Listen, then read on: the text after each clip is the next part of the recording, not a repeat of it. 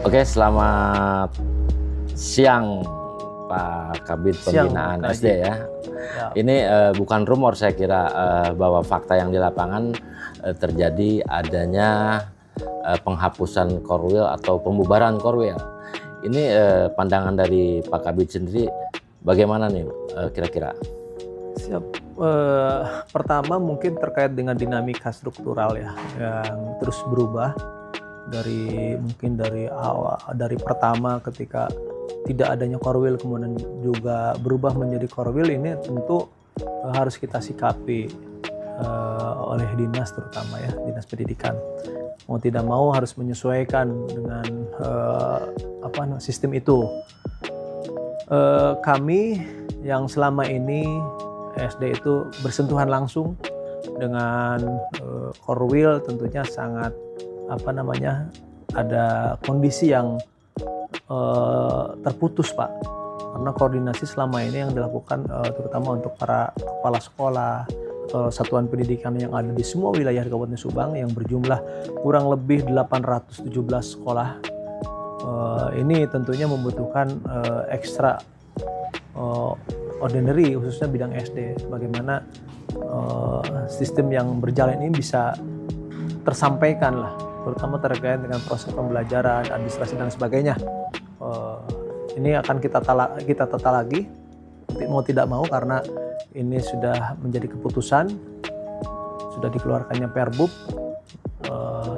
dan tetap harus berjalan Pak gitu.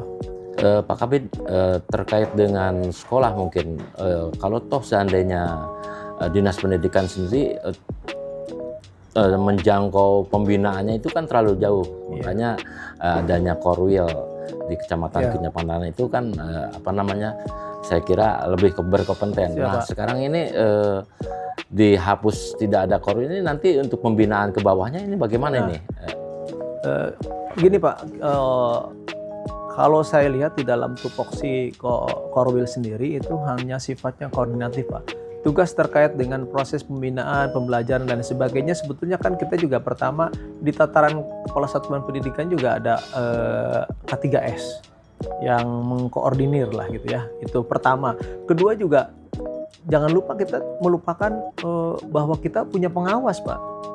Yang sebetulnya di selain kepala satuan pendidikan juga tugas pengawas yang mesti kita depankan, yang selama ini mungkin agak sedikit kalah sama Korwil ya. Ya mungkin nanti kita hidupkan lagi lah, mulai dari sisi kompetisi pengawas itu sendiri, kemudian juga dari sisi kebutuhan personil juga akan kita tambah gitu kan, yang kita sekarang punya hanya 21 pengawas di seluruh Kabupaten Subang itu Pak. Oh, kan ditambah lagi ya? Insya Allah Pak. Iya. Prosesnya berjalan lah. Terus kalau untuk aset atau gedung atau kantor, ini kan 30 kantor mungkin ya di Korwil itu sia-sia mungkin dikosongkan atau bagaimana ini aset? Opsinya banyak Pak. Opsinya banyak. Selain tadi bisa tempat untuk nanti K3S, bisa juga tempat untuk KKG, kemudian juga bisa jadi pengawas juga bisa berkumpul di wilayahnya masing-masing sebelum ada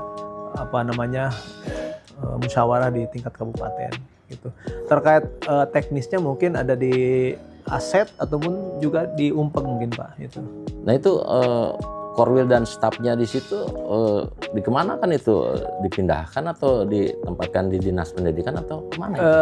Dari Umpeg kemarin saya dapatkan sudah ada beberapa personil yang dimasukkan ke kita juga, ada juga di SMP juga, di bidang-bidang lain juga ada gitu.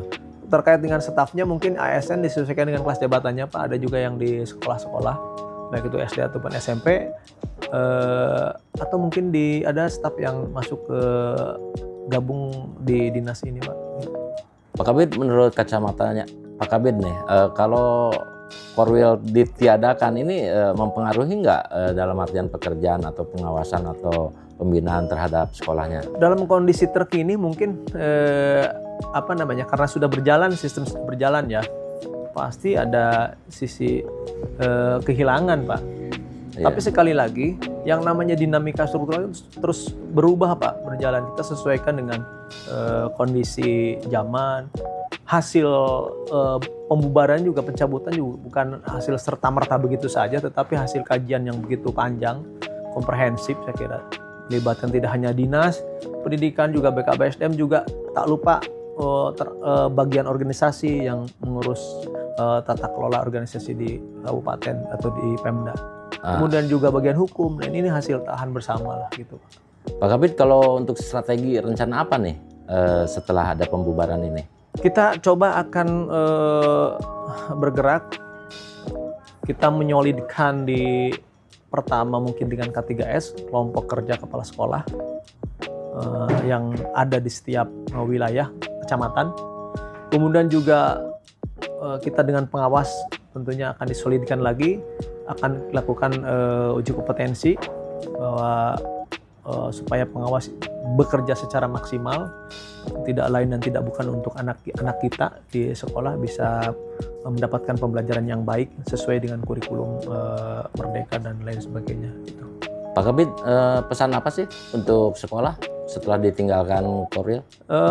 Tetap semangat, bekerja seperti biasa. Karena proses pembelajaran ini tetap berjalan gitu, walaupun kehilangan selama ini untuk ajang komunikasi ke atas bisa tetap berjalan. Nanti kalau kemarin selama ini dengan Korwil, sekarang ada K3S yang bisa dijadikan jembatan antara sekolah dengan kita di dinas gitu Pak. Jadi intinya akan direncanakan sistem baru ya dari dinas sendiri untuk terkait dengan pekerjaan. Sebetulnya sudah berjalan Pak. Jadi mungkin kalau baru sama sekali ya tidak. Tetapi yang sistem yang berjalan sekarang di K3S ya kita sempurnakan lah gitu. Kira-kira begitu Pak. Oke, terima kasih. Sama-sama Pak Haji.